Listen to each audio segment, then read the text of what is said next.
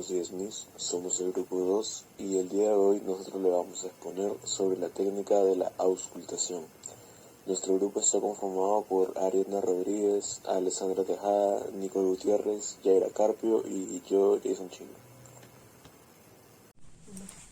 Buenas tardes, soy la docente Alessandra Tejada Moreno y hoy día le vamos a hacer la técnica de auscultación.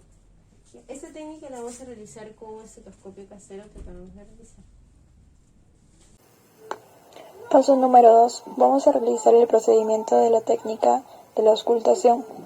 Voy a usar el estetoscopio para evaluar los pulmones, corazón e intestino y poder captar la frecuencia, intensidad, duración, cantidad y calidad. Otra sería la auscultación a nivel aórtica o foco aórtico.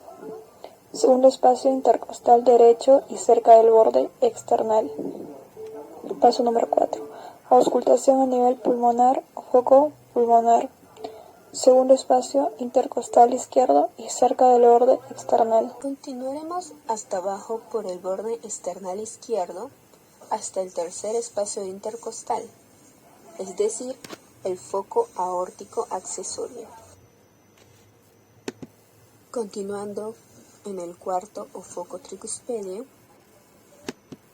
y finalmente terminamos en el quinto espacio a nivel de la línea medio clavicular, el foco mitral o vértice del corazón.